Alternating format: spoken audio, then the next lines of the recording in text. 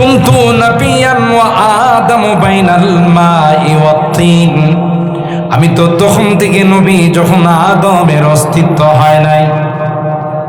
আদম যখন মাটি আর পানির মধ্যে মিশ্রিত, তখনই আল্লাহ পাক আমাকে নবুয়ত দান করেছেন। ইন্না আওলান নাসি বি আকসারুহুম আলাইয়া সালাতা। আল্লাহর হাবিব কয়, যে বান্দা যে উম্মত আমার উপর বেশি বেশি দরুদ পাঠ করবে, কিয়ামতের কঠিন ময়দানে সে সবচাইতে বেশি আমার নিকটবর্তী থাকবে। আর ভাইরা, শুধু তাই নয়, আল্লাহর হাবিব বলেন, আল বাখিলু মান যুকিরতু ইনদাহু ওয়া লাম ইউসাল্লি আলাইহি। যার সামনে আমার নাম উচ্চারিত হলো, কিন্তু ওই বখিল কৃপণ নাম শোনার পর আমার উপর দরুদ পাঠ করলো না, কমপক্ষে সাল্লাল্লাহু আলাইহি ওয়াসাল্লাম বলে নাই। পয়গম্বর কয়, এর চাইতে বড় বখিল, এর চাইতে বড় কৃপণ পৃথিবীর মধ্যে দ্বিতীয় কেউ হতে পারে না। এ পাগল, যার কারণে আল্লাহ তোমাকে শ্রেষ্ঠত্বের মর্যাদা দিয়েছেন, হাজার হাজার বছর যারা হায়াত পেয়েছেন, আল্লাহ তাদেরকে শ্রেষ্ঠত্বের মর্যাদা দান করেন নাই। কোরআনে কারীমের মাধ্যমে আল্লাহ আমাদেরকে জানিয়েছেন, কুনতুম খায়রা উম্মাতিন উখরিজাত লিন-নাস তা'মুরুনা বিল মারুফ ওয়া তানহাউনা আনিল মুনকার ওয়া তু'মিনুনা বিল্লাহ। আল্লাহ পাক ডাক দিয়ে বলেন, তোমরা হলে পৃথিবীর সবচাইতে শ্রেষ্ঠ উম্মত, কারণ তোমাদের নবী হলেন শ্রেষ্ঠ নবী, নবিউল আম্বিয়া, ইমামুল আম্বিয়া, আশরাফুল আম্বিয়া। তার উম্মত কোনোদিন তাদের মর্যাদা কম হতে পারে না। তাই আমি আল্লাহ হাজার হাজার বছর যারা হায়াত পেয়েছেন, তাদেরকে নয়, তোমাদেরকে শ্রেষ্ঠত্বের মর্যাদা দান করলাম। সকল নবীরা নফসি নফসি বলবে, লাস্তু হুনাকা হুনাকা বলবে, যে আমি আজকের এই কঠিন দিনে তোমাদের কোনো কাজে আসবো না, তোমাদের কোনো উপকারে আসবো না। আমি নিজেকে নিয়ে নিজে ব্যস্ত, আমি আমাকে নিয়ে ব্যস্ত। তোমরা যাও ওই নবীর কাছে যিনি উম্মতকে নিয়ে ব্যস্ত। সুবহানাল্লাহ। সিজদায় পড়ে পয়গম্বর আয়াত তিলাওয়াত করে আর কান্দে, ইন তুআযিবহুম ফাইন্নাহুম ইবাদুক ওয়া ইন তাগফির লাহুম ফাইন্নাকা আনতাল আজিজুল হাকীম। আল্লাহ পাক তারা হাবিব সিজদায় পড়ে আল্লাহর কাছে বলেন, আল্লাহ, উম্মতের গুনার কারণে যদি শাস্তি দাও, অপরাধের কারণে যদি পানিশমেন্ট হয়, সেটা তুমি দিতে পারো, যেহেতু তোমার গোলাম তুমি নিজে বানিয়েছ।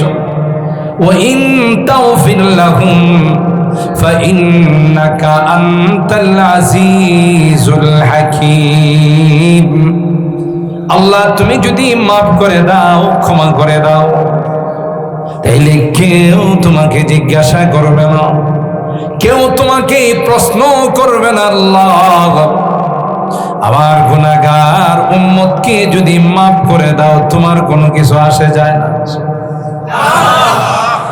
সিজদায় পড়ে আল্লাহর হাবিব কান্দে। আল্লাহ পাক আরশে আজিম থেকে ফেরেশতা জিবরাইল আমিনকে বলেন, সাইয়্যিদুল মালায়েকা হযরতে জিবরাইলকে বলেন, জিবরাইল যাও যাও, দেরি করো না। আমার হাবিব সিজদায় পড়ে কান্দে, হাবিবের চোখে পানি দেখলে আমি আল্লাহর বরদাস্ত হয় না। যাও সালাম জানাও রে, আর বলো আল্লাহ পাক আপনাকে সালাম জানাইছে। ও পয়গম্বর, এমন কোন সিদ্ধান্ত আল্লাহ কিয়ামতের ময়দানে নিবেন না যে সিদ্ধান্ত নিলে আপনার দিলের মধ্যে মনের মধ্যে আঘাত লাগে। হযরত জিবরাইল আমিন এসে আসসালাতু ওয়াসসালামু আলাইকা, আসসালাতু ওয়াসসালামু আলাইকা ইয়া রাসূলুল্লাহ, আসসালাতু ওয়াসসালামু আলাইকা ইয়া হাবিবাল্লাহ, সালাম দিয়ে বললেন ইন্নাল্লাহা ইউকরিউকা সালাম, আল্লাহ আপনাকে সালাম জানাইছেন, মাথা মোবারক উঠান। আল্লাহ আপনাকে অভয় দিয়েছেন যে আল্লাহ আপনার উম্মতের বিষয়ে এমন কোন সিদ্ধান্ত নিবেন না যেই সিদ্ধান্ত নিলে আপনি কষ্ট পাবেন, আপনি মাথা মোবারক উঠান। সুবহানাল্লাহ।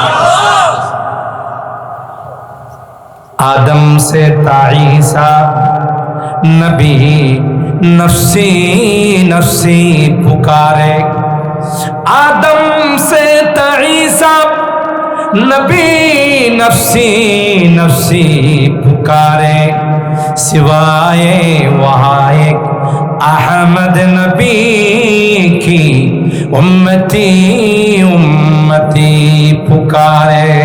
अल्लाह সমস্ত পয়গম্বররা সব বন্দী হয়ে কাতার বন্দী হয়ে বসে থাকবেন, একমাত্র আমাদের পয়গম্বরের হাতে থাকবে কিয়ামতের কঠিন ময়দানের পতাকা।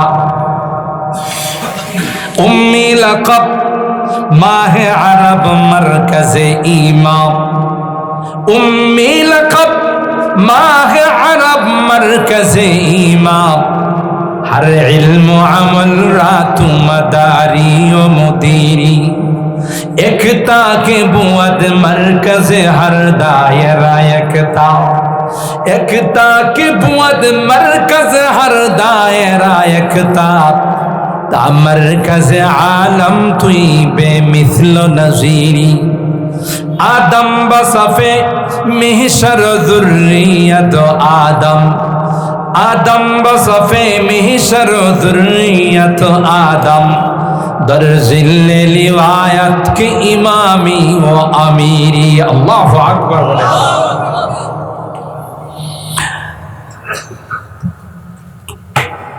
हज़रत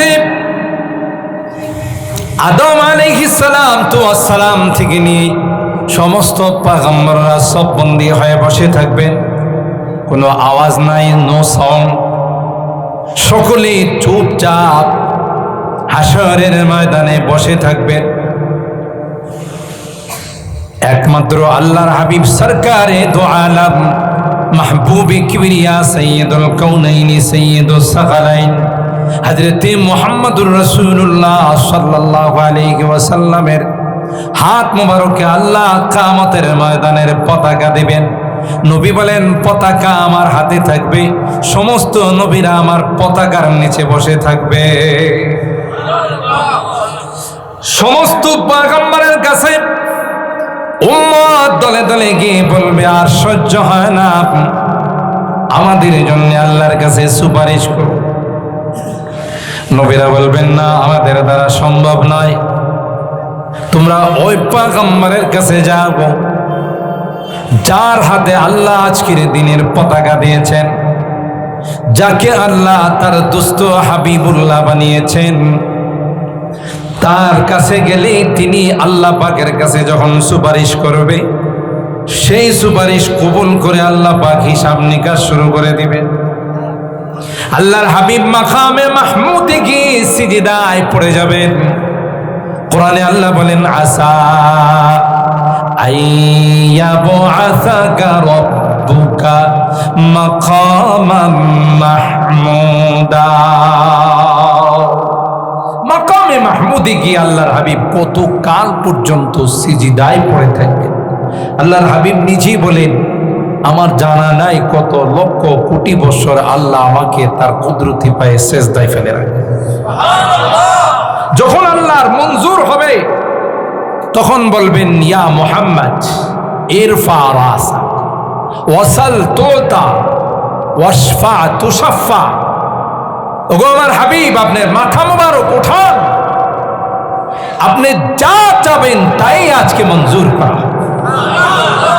আপনার সুপারিশ গ্রহণ করা হবে। আর আজকের দিনের জন্যই তো আমি আপনাকে বানাইছি। সুবহানাল্লাহ।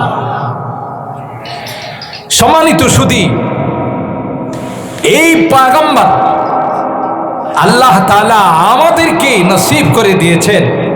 আমাদের ভাগ্যে পয়গম্বরের জন্মের ৯৫০ বছর পূর্বে যারা আসমানি কিতাবে দেখছেন যে বিশ্বনবীর আগমন আরবের কুরাইশ বংশে হবে, বাদশা তুব্বা আল হিময়ারি সূরা দুখানের সে আয়াত, আহুম খায়রুন আম কওমু তুব্বা ওয়াল্লাযীনা মিন ক্বাবলিহিম আহলাকনাহুম ইন্নাহুম কানু মুজরিমিন।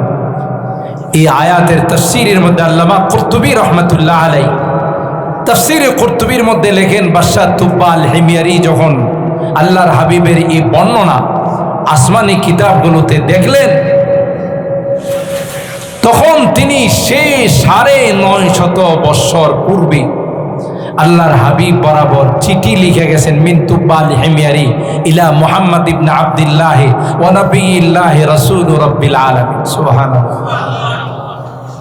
লম্বা চিঠি, সেখানে তিনি উল্লেখ করেছেন, হে রাসূল, হে নবী, আমি আপনার আসার পূর্বে আপনার অগ্রিম উম্মত হয়ে গেলাম। বায়াতুকা ক্বাবলা মাজিকা, আপনি এখনো আসেন নাই, কিন্তু আমি আপনার আসার আগে ৯৫০ বছর আগে আমি আপনার অদৃশ্য হাতে বাইয়াত গ্রহণ করেন। এইভাবে লম্বা চিঠি, এবং তিনি বলছেন যদি আমি বয়স পাই, আল্লাহ যদি আমাকে সে পর্যন্ত হায়াত দান করেন, তাহলে মনে রাখবেন ইসলামের সহযোগিতার প্রথম সৈনিক আমি হব আপনার। ফালাউ মাদ্দা উমরি ইলা উমরিহি লাকুনতু ওয়াজিরান লাহু ওয়া ইবনা আম, আমি আপনার ওয়াজির আজম হিসাবে কাজ করব। কেন? তারা চিনছিলেন যে তিনি সর্বকালের সর্বযুগের সর্বশ্রেষ্ঠ মহামানব। হযরত আদম নিজেই বলতেছেন, আমি যদি আগেই জানতাম যে এই গাছের ফল খাওয়ার পর আমি দুনিয়াতে যাব আর আমার সন্তানদের মধ্য থেকে বিশ্বনবীর আগমন ঘটবে, গাছের ফল নয়, মূল শিকড়টা তুলে আমি খেয়ে ফেলব। কেন? আমি যত দ্রুত যাব তত বিশ্বনবীর আগমন ঘটবে, আর তিনিই তো আমার সন্তানদের মধ্যে একজনই যথেষ্ট। সুবহানাল্লাহ। आदम के लिए फख्रे आली नसबी है, आदम के लिए फख्रे आली नसबी है, मक्की मदनी हाशिमी वो मुत्तलबी है, पाकीज़ा तरज़ अर्श समा जन्नत फिरदौस, आराम गहे पाक रसूल अरबी है, आराम गहे पाके रसूल अरबी है। হযরত আদমের জন্য একজন সন্তান, বিশ্ব নবীর আগমন, এটাই তার অহংকারের জন্য যথেষ্ট। হযরত আদম কয় আগে জানলে ফল নয় শিকড় পর্যন্ত তুলে আমি খেয়ে ফেলতাম। আল্লামা মুফতি শফি রাহিমাহুল্লাহ আল্লাহর হাবিবের শানে তিনি কবিতা নাতে রাসূল বানাইছেন। আল্লামা মুফতি শফি রহমাতুল্লাহ আলাইহি লম্বা নাতে রাসূল বানাইছেন। তার মধ্যে তিনি এক জায়গাতে বলেন, रग रग में मोहब्बत हूँ रसूल अरबी की, रग रग में मोहब्बत हूँ रसूल अरबी की, जन्नत के खजायन के यही बैय सलम है। নবীর মহব্বত আর ভালোবাসা আমি আমার অন্তরের মধ্যে গেঁথে নিলাম, কারণ এই মহব্বতই আমার জান্নাতে যাওয়ার কারণ। মান সাল্লা আলাইয়া ওয়াহিদাতান সাল্লাল্লাহু আলাইহি আশরা, পয়গম্বর কয় আমার যে উম্মত আমার উপরে একবার দরুদ পাঠ করবে গো, স্বয়ং আল্লাহ তার উপর 10টি রহমত নাযিল করে দিবে। আল্লাহ পাক বলেন হযরত মুসা কালিমুল্লাহ, ইব্রাহিম খলিলুল্লাহ, ঈসা রূহুল্লাহ, আদম সফিউল্লাহ, কিন্তু হাবিবুল্লাহর লকব আমি কাউকে দেই নাই। খলিলুল্লাহ হাবিবুল্লাহর মধ্যে আকাশ পাতাল ডিফারেন্স। খলিলুল্লাহ তাকে বলা হয় যিনি প্রস্তাব দিয়ে আল্লাহর বন্ধু হয়, আর হাবিবুল্লাহ বলা হয় যাকে আল্লাহ বন্ধুত্বের জন্য প্রস্তাব দেয়।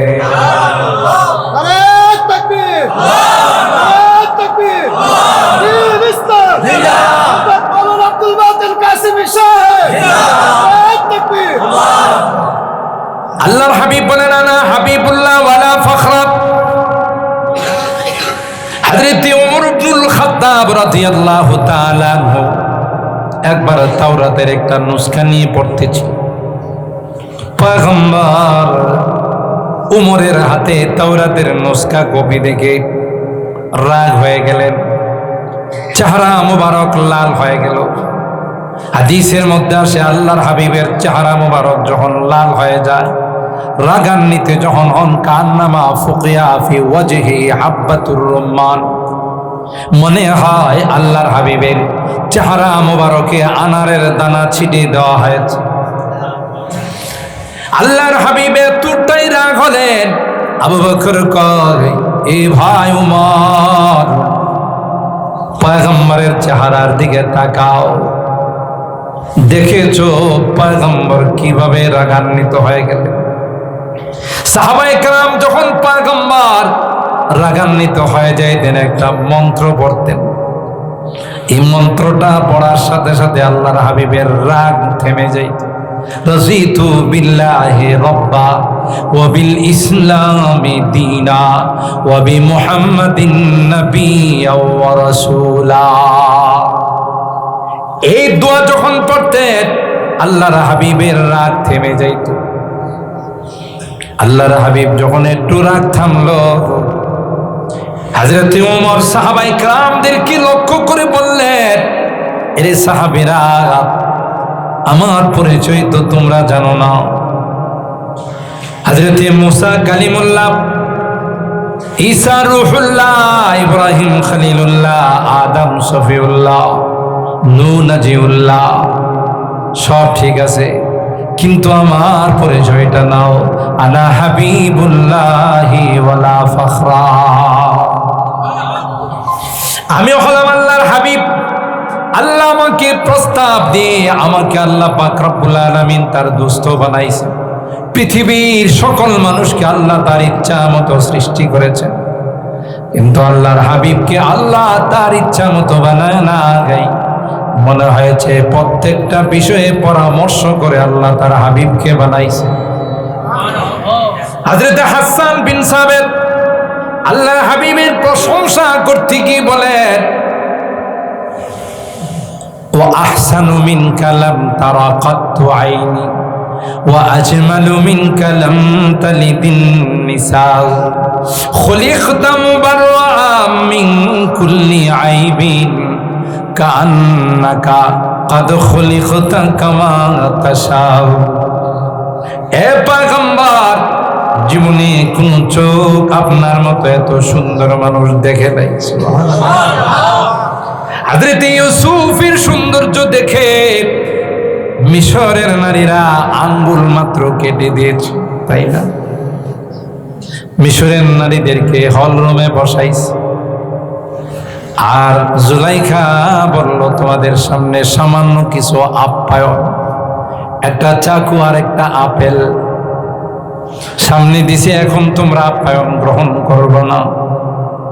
আমি যখন বলবো তখন তোমরা সে আপ্যায়ন গ্রহণ করবে। পর্দার আড়াল থেকে হযরত ইউসুফকে বললেন, এবার তুমি আসো। হযরত ইউসুফ পয়গম্বর নারীদের সামনে যখন এসে বসলেন, তারা হযরত ইউসুফের দিকে তাকায় বলেন, ওয়াকুলনা হাশা লিল্লাহি মা হাদা বাশারা। না, এটা কোনো মানুষ হতে পারে না, মানুষ এত সুন্দর হয় না, এটা মনে হয় একজন ইন হাযা ইল্লা মালাকুন কারীম, এত মানুষ নয়, এটা হলো ফেরেশতা। ওয়াকাত্তানা আইদিয়াহুম, হযরতে ইউসুফকে নিয়ে আসার পর জুলাইখা বলেন এবার তোমাদের আপ্যায়নটা গ্রহণ। আপেল কাটতে গিয়ে চাকু দিয়ে সকলে তাদের আঙ্গুলগুলো কেটে ফেলল, ঠিক কিনা বলে? কোন দিক দিয়ে আঙ্গুল কাটা হয়ে গেল তাদের খবর না যায়। রে মিশরের নারীরা ইউসুফকে দেখে আঙ্গুল কাটাইছে, আমার পয়গম্বরকে দেখে পয়গম্বরের উম্মত আঙ্গুল কাটায় নাই, লক্ষ লক্ষ উম্মত গলা কাটিয়ে দিয়েছে।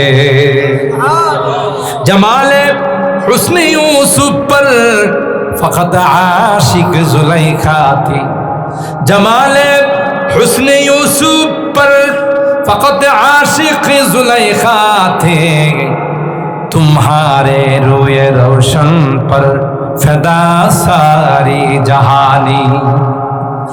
এ নবী, আল্লাহ আপনাকে যে সৌন্দর্য দিয়েছিলেন তার শিকিও ইউসুফকে দেওয়া হয় নাই। সুবহানাল্লাহ। এই জন্য আল্লামা মুফতি শফি রহমতুল্লাহি আলাইহি বলেন, हर मुए बदन भी जुज़्बा बन के करे शुक्र, हर मुए बदन भी जुज़्बा बन के करे शुक्र, कम है बहुदा उनकी इनायत से कम है, ये दर्रा ना चीज है खुर्शीद बदामा, ये दर्रा ना चीज है खुर्शीद बदामा, देख उनके गुलामों का भी क्या जाहो हशम है। তার উম্মত হওয়ার খাতিরে গোটা বিশ্বের মধ্যে আল্লাহ আমাদের মর্যাদাকে চমকাই দিয়েছে। হযরত উমরকে আল্লাহর পয়গম্বর বললেন, ও শুনো, মুসা নবীর উপর নাজিল হওয়া তাওরাত কিতাব তুমি পড়তেছিলো। উমর, লাউ কানা মুসা হাইয়ান লামা ওয়াসিআহু ইল্লা ইত্তিবাই। এ উমর, তুমি জানো না আলমে আরওয়াহের মধ্যে বিশেষভাবে সকল নবীদেরকে আল্লাহ পাক একত্রিত করে যে অঙ্গীকারটুকু নিয়েছিলেন, সুম্মা জাআকুম রাসূলুম মুসাদ্দিকুন লিমা মাআকুম লা তুমিনুন্না বিহি ওয়া লা তানসুরুন্না। এ আদম, তোমাকেও নবী বানাবো, সফিউল্লাহ বানাবো, মুসা তোমাকে কালিমুল্লাহ বানাবো, ইব্রাহিম তোমাকে খালিলুল্লাহ বানাবো, কিন্তু যেই জন্য তোমাদেরকে ভিআইপি লাউন্সে আমি একত্রিত করলাম, তোমাদের নবুয়ত চলাকালীন সময় যদি আমার হাবিবের আগমন ঘটে যায়, মনে রাখবে তোমাদের নবুয়ত মুলতবি হয়ে যাবে, আমার হাবিবের ইত্তেবা করা, অনুসরণ করা ব্যতীত তোমাদের কোনো বিকল্প রাস্তা থাকবে না। বলো, তোমরা ইকরার করলে কিনা, স্বীকারোক্তি দিলি কিনা? লা তুমিনুন্না বিহি ওয়া লা তানসুরুন্না। সকল নবীরা তখন এক বাক্যে বলেছিলেন, ক্বালু আকরারনা, আমরা সকলেই স্বীকৃতি দিলাম, আমাদের নবুয়ত চলাকালীন সময়ে যদি আপনার হাবিবের আগমন ঘটে যায়, তাইলে আমরা নবুয়ত ছেড়ে দিয়ে তার ইত্তেবা করব। সুবহানাল্লাহ। সেই জন্য আল্লাহ বলেন, আমার হাবিবের উপর যারা দরুদ পাঠ করবে, যত বেশি দরুদ পাঠ করবে, তাদের মধ্যে সাহাবিয়তের শান চলে আসবে। সুবহানাল্লাহ। আপনি অবাক হবেন, আমরা মক্কা মদিনার মানুষকে যতই খারাপ বলি, হয়তো প্রশাসন খারাপ, কিন্তু বিশেষ করে মদিনাকে যে সোনার মদিনা বলা হয়, এটা এমনি বলা হয় না, এমনি বলা হয় না। আমার জীবনের বাস্তব একটা ঘটনা বল, 2010 সনের ঘটনা। মদিনাতে যখন গেলাম, মক্কা থেকে হজের আনুষ্ঠানিকতা শেষ করে মদিনায় গেলাম, হোটেলে বিশ্রাম করতেছিলাম, হঠাৎ করে রোডের মধ্যে আওয়াজ পাইলাম যে একটা মারাত্মক অ্যাক্সিডেন্ট ঘটছে। তো চিন্তা করলাম, যেহেতু অ্যাক্সিডেন্ট হয়েছে, এই অ্যাক্সিডেন্ট কি বাংলাদেশের মতোই না অন্যরকম, এটা একটু দেখার জন্য যাই। বাংলাদেশে তো অ্যাক্সিডেন্ট হলে স্লোগান ওঠে যে হাত থাকতে মুখে কোনো কথা নেই, ঠিক না? মারামারি আগে করে এরপরে সমাধান করে। তো সেই জন্য আমি ভাবলাম যে ওখানকার অ্যাক্সিডেন্টের নমুনাটা একটু দেখি। দুইটা গাড়ি মুখোমুখি সংঘর্ষ হয়েছে, প্রাইভেট কার। একটা গাড়ির বেশি ক্ষতি হয়েছে, তো যার গাড়ির বেশি ক্ষতি হয়েছে অপর গাড়ির ড্রাইভার তাকে কে বলতেছে, আল্লাহ সাদিক আহ্বান। এটা সোজা অর্থ হইল সরি, আমার অন্যায় হয়ে গেছে বেশি, তুমি আমাকে মাফ করে দাও। ওই ব্যক্তির গাড়িটা একেবারে বলা যায় লন্ডভন্ড হয়ে গেছে। গাড়ি তো ওখানে অনেক স্পিডে চালায়। তো সে বলতেছে লা হাত্তা তুসাল্লি আলা হাবিবি, সল্লি আলা হাবিবি, সল্লি আলা হাবিবি, তুই আমার নবীর উপরে দরুদ পড়, তোর 1 পয়সা আমি জরিমানা করব। অবাক! গত বছর আল্লাহ নিয়ে গেছিল, এবার যায় নাই আলহামদুলিল্লাহ। চিদ্দার থেকে একটা প্রাইভেট ভাড়া করলাম, একটা নিগ্রো ড্রাইভার। আমি, আমার সঙ্গে আরেকজন আমার ফুফাতো ভাই ওখানে হিলটনে চাকরি করে, দুইজনে আসতেছিলাম, ওর সাথে আরবিতে কথা বলতেছিলাম।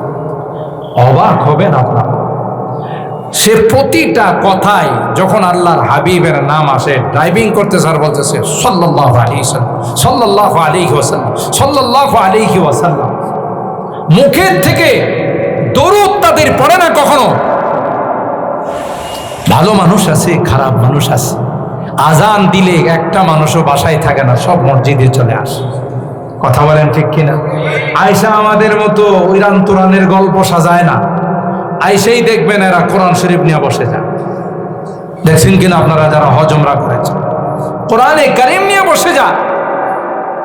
মদিনার মানুষ আল্লাহর হাবিবের রওজায়ে পাককে এতটাই শ্রদ্ধা করে, কেন? আল্লাহর হাবিব রওজায়ে পাকের মধ্যে জিন্দা আছেন, এটা গোটা বিশ্বের সকল উম্মতের আকীদার বিশ্বাস। কথা বলেন ঠিক কিনা? ইন্নাল বুকাতাল্লাতি দুফিনা ফিহা নবী সাল্লাল্লাহু আলাইহি ওয়াসাল্লাম আফজালু মিন আরশির রহমান ওয়া আলাইহিল ইজমা। রাসূল পাক সাল্লাল্লাহু তাআলা আলাইহি ওয়াসাল্লাম রওজায়ে পাকের যে অংশের মধ্যে ছিল, এরা রোড পার হচ্ছে। আমি এদেরকে ইশারা দিছি গাড়ি আসতেছে, পরে পারব, কিন্তু গ্রামের মানুষ তারা কিছু বুঝে সুঝে না। রোড যখন পার হচ্ছে, স্পিডওয়ালা গাড়িগুলো হাত ব্রেক করে বিশাল আওয়াজে গাড়িগুলো থামাইছে। আমি তখন এদেরকে একটু পিছনের দিকে নিয়ে এসে বললাম, ইয়াল্লা রুহ, আপনি যান। এদেরকে ইশারা দিলাম, লা। এরা বলতেছে লা আনতুম যুয়ুফু নবিয়্যিল্লাহি সাল্লাল্লাহু আলাইহি ওয়াসাল্লাম, আমি যাব না, তোমরা তো আমার নবীর মেহমান, মদিনাতে আসছো, নবীর মেহমান হয়ে আসছো, প্রয়োজনে 1 ঘন্টা দাঁড়িয়ে থাকবো, তারপরও তোমাদের আগে গাড়ি নিয়ে যাবো। সুবহানাল্লাহ। এমনি তো এদেরকে আল্লাহ অজস্র পরিমাণ সম্পদ দিচ্ছে না। হ্যাঁ, রাষ্ট্রীয় ক্ষমতায় যারা আছে তাদের হিসাবে, কিন্তু মক্কা মদিনার মানুষ আপনি দেখবেন, মক্কা থেকে মদিনায় গেলেই অন্তরের মধ্যে একটা প্রশান্তি বিরাজ করে। কথা কয় না? যত বেশি আল্লাহর হাবিবের উপর আপনি দরুদ পড়বেন, আল্লাহর কসম করে বললো, আমি হানেস হব না যে কিয়ামতের ময়দানে সবার আগে আপনি জান্নাতের মেহমান। এটা এমন একটি ইবাদত যে ইবাদতের হিসাবের কোনো হিসাব নিকাশ নাই। আমরা যখন দেওবন্দি পড়ি, দেওবন্দে আমাদের সময় 750 থেকে 800 ছাত্র দৌড়া পড়ে, এখন তো অনেক ছাত্র আছে। যখনই হাদিসের মধ্যে আসে ক্বালা ক্বালা রাসূলুল্লাহ সাল্লাল্লাহু আলাইহি ওয়াসাল্লাম, গোটা দারুল হাদিসটা ঘুম করে এক আওয়াজ হয়, মানে যে এই দরুদের আওয়াজ সোজা রওজায়ে পাকের মধ্যে পৌঁছে গেছে, আর ওখান থেকে আরশে আজিম পর্যন্ত পৌঁছে যায়। মুহতারাম হাজিরিন, এই জন্যে আমি আপনাদেরকে বিনীতভাবে অনুরোধ করব, দরুদ পড়ার জন্যে ওযু লাগে না, উঠতে বসতে। আর এই সংক্ষিপ্ত দরুদ, দরুদ তো অনেক বড় বড় দরুদ আছে, সংক্ষিপ্ত দরুদ হলো সাল্লাল্লাহু, বলেন সকলে সাল্লাল্লাহু আলাইহি ওয়াসাল্লাম। এই দরুদরা আমরা সবসময় পাঠ করবো তো ইনশাআল্লাহ। হাত তোলেন, হাত তোলেন, হাত তোলেন। আল্লাহ, আমরা আজকের এই মাহফিলে ওয়াদা করতেছি, উঠতে বসতে সব সময় আমরা এই দরুদের আমল করব, আমাদেরকে তৌফিক দান করুন, বলুন আমিন। হাত নামান। এই জন্যেই আমি দুরূদ কেন পড়ব তার একটা প্রেক্ষাপট আপনাদের খেদমতে আলোচনা করলাম যে আল্লাহ পাক রব্বুল আলামিন আদমকে সৃষ্টি করেই এই দুরূদের কথা বলেছেন। কেন? আল্লাহ পাক তার হাবিবকে সবার আগে সৃষ্টি করেছেন, নবুয়তও সবার আগে আল্লাহ তাআলা দিয়েছেন, আর সেই হাবিবের উম্মত বনার সুযোগ আল্লাহ আমাদেরকে দিয়েছেন। শুধুমাত্র এই ইবাদতটুকুন যদি আমরা সবসময় করতে পারি, ইনশাআল্লাহ ইনশাআল্লাহ আল্লাহর হাবিবের শাফাত পাওয়ার জন্য আমাদের আর কোনো বেগ পাইতে হবে না। ঠিক কিনা বলেন? ছোট্ট করে আরেকটা কথা বলে যাই, মনে কিছু নিবেন না। শুধুই দুরূদ পড়বেন আর কোনো আমল করবেন না সেটা নয়, মাথা থেকে নিয়ে পা পর্যন্ত আল্লাহর হাবিবের সুন্নতগুলোকে বাস্তবায়ন করবেন। ঠিক কিনা বলেন? কারণ দুনিয়ার রীতিনীতি হলো যে যাকে ভালোবাসে তার কালচারগুলো তার মধ্যে বাস্তবায়ন করে। ঠিক কিনা? আপনাদের এই ভুবন এলাকায়, নাসিরনগর এলাকায় কিছু যুবকদেরকে দেখবেন, এরা নেইমার, মেসি, রোনালদো এদের ছবিওয়ালা গেঞ্জি গায়ে দিয়া ঘুরে। আবার দেখবেন চুলের কাটিং, ওরে বাপরি বাপ, যে কাটিং আপনার বাপ দাদা 14 গোষ্ঠ দেখে নাই। চতুর্দিকে নদী আর মাঝখানে বট গাছ, আছে না এরকম? আপনি যদি ওরে জিজ্ঞাসা করেন কিরে তোর গায়ে কার ছবি, কয়টা নেইমারের ছবি, এটা মেসির ছবি, এটা রোনালদোর ছবি, আগে যারা খেলা দেখছেন এরা হল এটা ম্যারাডোনার ছবি। ঠিক না? কেন? আমার আইকন, আমি তাকে অন্তর দেয়া ভালোবাসি। দেখেন না বিশ্বকাপ ফুটবল খেলা আসলে রাত নাই দিন নাই খিচুড়ি পাকায়া বসা থাকে। ঠিক কিনা বলে? যে মাঝে মধ্যে গোল হলে যে আওয়াজটা দিব, ক্ষুধা লাগলে যেন খিচুড়ি দিয়া তার নিবারণ করতে পারি। ঠিক কিনা? এই রকমের কাটিং পাইলা কই যে অমুকের কাটিং, ঠিক না? এটা মেসির কাটিং, এই জন্য আমার মধ্যে এই কাটিংটা বাস্তবায়ন। বোঝা গেল যে যাকে ভালোবাসে তার কালচারটা তার মধ্যে বাস্তবায়ন করে। ঠিক কিনা বলে? আপনার মধ্যে যদি আল্লাহর হাবিবের ভালোবাসা থাকে, সত্যিকার অর্থে যদি নবীর আশিক হন, নবীর প্রেমিক হয়ে থাকেন, তাহলে মাথা থেকে নিয়ে পা পর্যন্ত সুন্নত বাস্তবায়ন করতে হবে। ঠিক কিনা বলে? আল্লাহ নবীর সঠিক ভালোবাসার প্রমাণ পাওয়া যাবে এই সুন্নতের মাধ্যমে।